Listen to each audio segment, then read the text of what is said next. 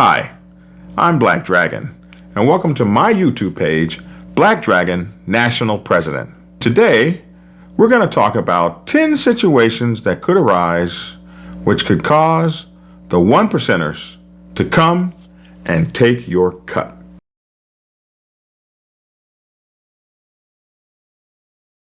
Nothing tops your cut. Nothing tops your cut. Nothing tops your cut. Nothing. Into the Black Dragon and listen to his knowledge. This is Biker 101, and he's professor to the college. Posting up videos on YouTube, coming directly to you, showing you the ins and outs of what not to do. We all saw that disturbing video.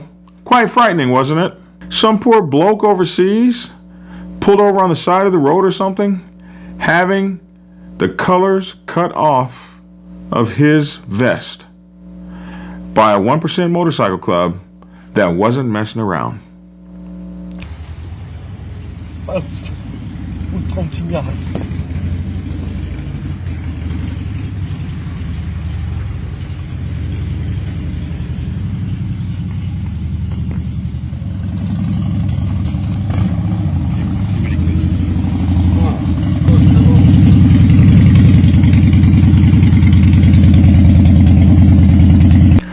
This can happen to you.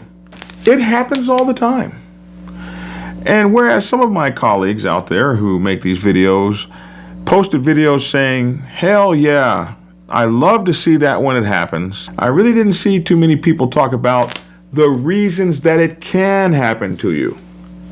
And what are things that can make those triggers be pulled in such a way that you're having that terrifying confrontation with a full-fledged 1% dominant motorcycle club at a gas station, or the bar, or a bike festival, or someplace where you really weren't expecting to see them, and you certainly didn't expect that they'd be cutting your cut off. And a lot of this happens because people make just stupid decisions. Stupid decisions because a lot of times they just don't know any better. It blows some of us away to think, how could you be on the motorcycle set and not know some of these things?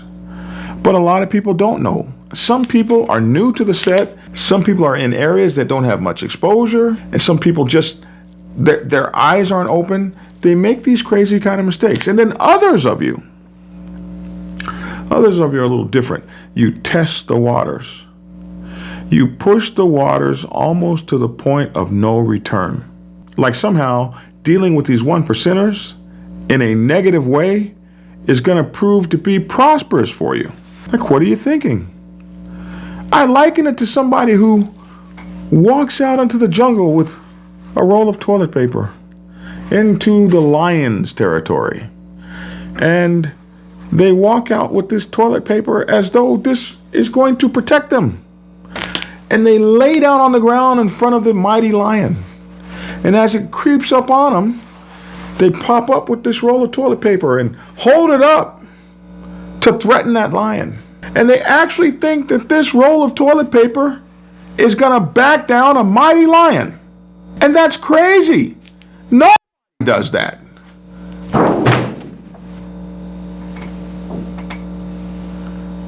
Do they? This is what we've been looking for. We've got both these lions pretty relaxed under the bush. They focused on me. Definitely haven't gone to sleep. So what I'm going to do is sneak out this side of the car, keeping my body hidden behind the vehicle.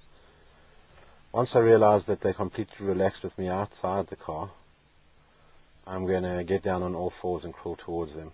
And that should create some interest. There's no written recipe on how to approach lions on all fours. So for you folks back at home, don't try this.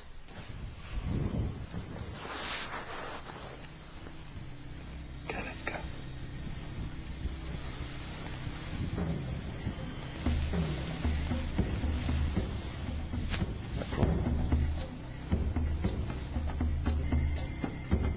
Mike carries no firearm. Nor does anyone else in the group. If the lion rushes Mike now, he has absolutely no chance of making it back to the vehicle.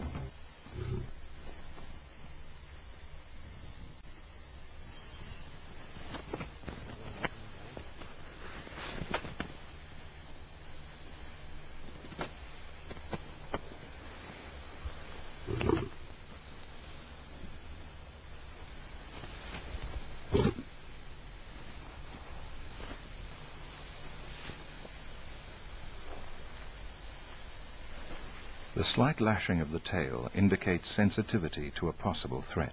Mike has spoken of floating over the edge of the lion's comfort zone. Whether he can exit safely is another matter.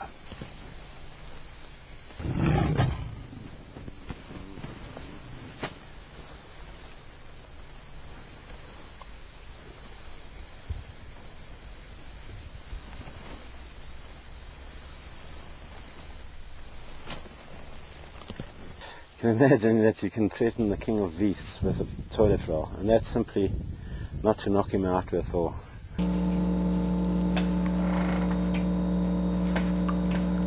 Bad analogy.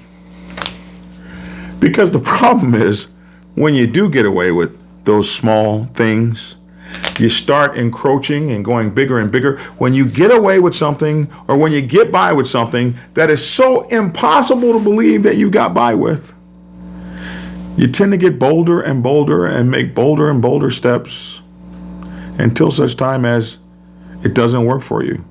And you sit around and wonder why. What mostly happens when you go into the lion's den and you're not supposed to is you get ate.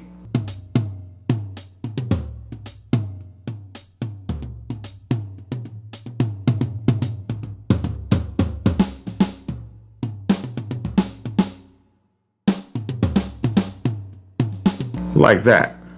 A commanding officer I once served under in the submarine navy, named Captain Raz, used to always say, "We all deserve the right to get smarter later. However, that being said, the stupid will be punished." The stupid will be punished. The stupid will be punished. What does that mean, the stupid will be punished? It's kind of like that saying, ignorance of the law is no excuse. Just because you don't know that something is against the law, I didn't know murder was against the law. Yeah, but you committed murder, so ignorance of the law is no excuse. The stupid shall be punished. And a lot of times, people do stupid things. You see it in the wild all the time. The gazelles are all running together in a pack. One gazelle decides that he's going to leave the herd and go over and get a drink of water all by himself. Yes, you can make mistakes, and a lot of times, you don't have to suffer for them. But still, the stupid can be punished. So if you learn protocol and you follow protocol, it alleviates a lot of trouble. It keeps you away from that confrontation at the gas pump. And that confrontation can be quite terrible. It can be one of the most dangerous times of your MC career. Many people have died at the gas pump. Many people have been hurt or injured. The guys you're dealing with are going to be there, meaning business. They're not going to be messing around. They will be deadly serious about demonstrating their commitment to the 1%er lifestyle. And you might wind up being asked to take off your cut. And how you respond to that will determine how the rest of the day goes. I've read articles as of late where a 1% dominant motorcycle club requested some guys to take off their colors at the gas pump, and the guys refused. Went in the store. When one guy came back out, he was put on his knees and his brains were blown out. These kinds of things happen. It's incumbent upon you to know that these kinds of things can happen to you. So I decided to put down 10 things that could get your cut taken, and these are things that you can avoid simply by following a little protocol and handling things before they get to a situation where you'll have to defend your life. So these are 10 things I put down, and this is not an all-encompassing list by any means. There are more things than this, but here are 10 things you might consider. Thing 1, not receiving a proper blessing for the territory you are in. That seems like an easy one, but people just sometimes don't get it. If you want to start a motorcycle club in an area, you will need to obtain a blessing from a 1% motorcycle club or an MC coalition. To fail to do so is to invite an encounter. It is to invite a confrontation. That confrontation might come today or tomorrow or 3 years from now. But if you have colors that are not blessed, you are in for a confrontation.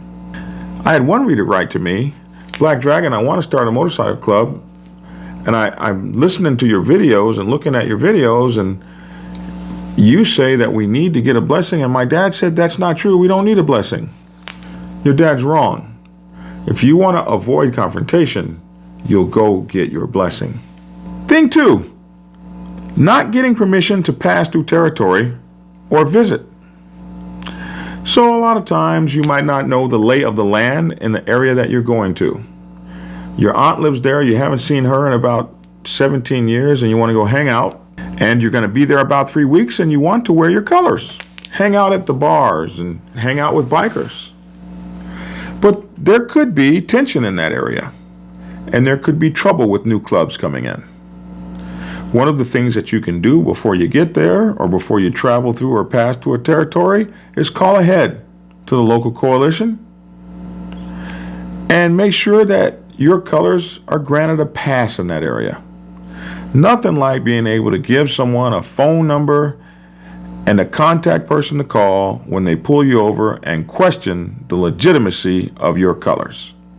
It's a small step that's easy to take and can save you a lot of time and hassle out there on the road. Number 3, claiming the wrong territory on your colors.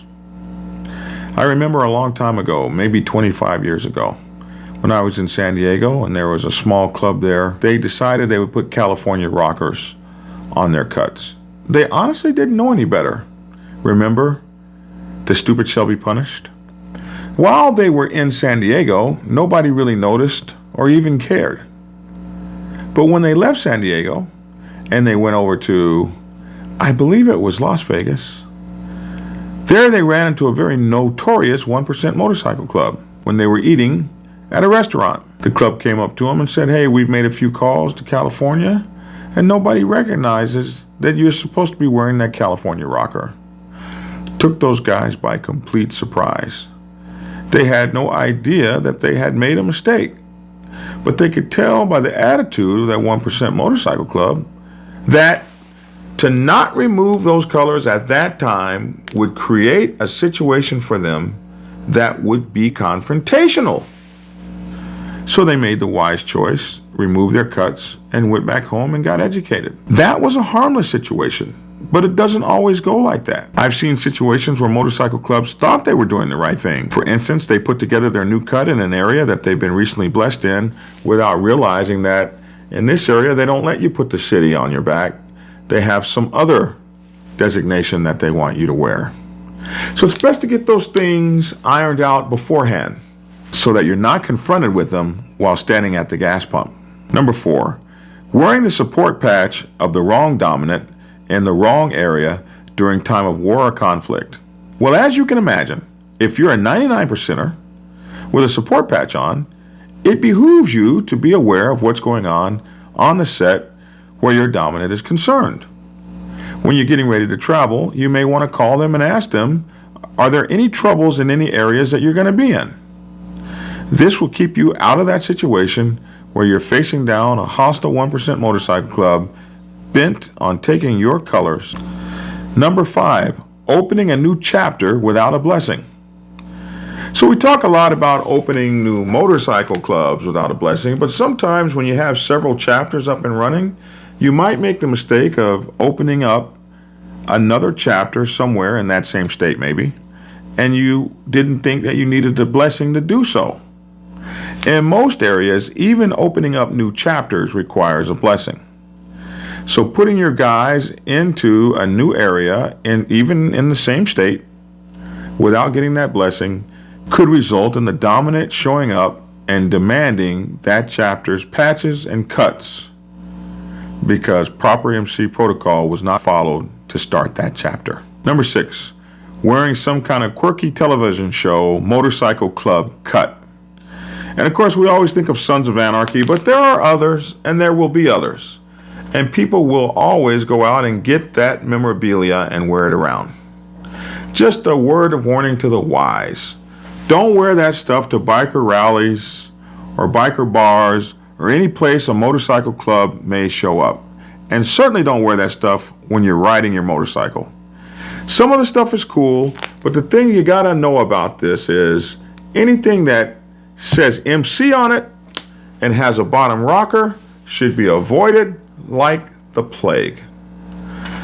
Guys just don't understand that, and they get upset, and so many guys feel like it's stolen valor, and they feel upset if you would ride a motorcycle to an event or go to an event where bikers and motorcycle club members hang out and you're wearing that kind of stuff. It can get taken every time, so avoid that confrontation like the plague. Number 7, attempting to use an old or abandoned motorcycle club's colors to come back on the set to avoid coalitions or the will of the dominant. So I've seen this before where people think, well, I can't get my motorcycle club blessed, I can't get started. Oh, I know the founders of the BB Boys MC over there. They haven't been riding for 30 years. I'll go track the founder down and get permission to put on those colors and come back out as a new chapter. Or just refresh the old chapter with my new guys. But that stuff just hardly ever works because everybody knows that club hasn't been riding for 25 years. So all you do is put yourself in a position where you can get your colors taken. If you're going to bring that club back out, you've got to announce it to the council and still follow the protocol, whatever their protocols are for bringing that club back on the set. Number 8, attempting to wear a patch that doesn't claim territory at all. So a lot of guys, to get around this whole thing, they say, you know what? We're going to make a motorcycle club and we're just not going to put a territory on it, and now we just don't have to go through anybody. Wrong. A patch with no territory that says MC on it is a nomad patch. And in most places, only 1%ers are allowed to wear nomad patches. You could find yourself surrounded by that MC, demanding to know who you are and why you're in their area without a territory listed, and get your colors taken. Number 9, setting up a riding club patch that looks too much like a motorcycle club patch. So this also goes with how a riding club behaves. Some people have found it so hard to get on the motorcycle set with a motorcycle club that they open up a riding club and try to ride on the motorcycle set just like a motorcycle club. And that's a good way to get yourself pulled over and your colors taken. Listen, if you're going to quack like a duck, walk like a duck, and act like a duck, motorcycle club dominants are going to consider you a duck. So when you're acting like a motorcycle club or looking like a motorcycle club or looking too much like a motorcycle club, expect that you might be treated like a motorcycle club. Well, those are my 10 things. Not receiving a proper blessing for the territory you are in, not getting permission to pass through a territory or visit, claiming the wrong territory on your colors, wearing the support patch of the wrong dominant at the wrong place during time of war or crisis, opening up a new chapter without the proper blessing, wearing some kind of quirky cut like the Sons of Anarchy Motorcycle Club, trying to bring an old or abandoned MC back online without going through the proper protocol, wearing a patch that doesn't claim territory at all, or setting up an RC patch that looks too much like an MC patch and making your RC act too much like an MC. Well, listen, it's been great talking to you all and visiting with you this afternoon. Be sure to check out my latest book titles, Prospects Bible, that's been on the market for 2.5 years, going on 3 years, #1 bestseller most of that time. Prospects Bible for Women's Motorcycle Clubs, Public Relations Officer's Bible, How to Manage the Reputation of Your Motorcycle Club, and of course the Sergeant at Arms Bible, Soldier Sergeant of the Motorcycle Club. You can also see my latest e-zine articles, which are free, at ezine.com. Look up Black Dragon. Also, you'll find it in the About section, links to my latest e-zine articles, or in the description section of this video. I really thank you for watching, hanging out with me, and spending a little bit of time, and we'll do this again very soon. Have a great day, be safe, and get skinny.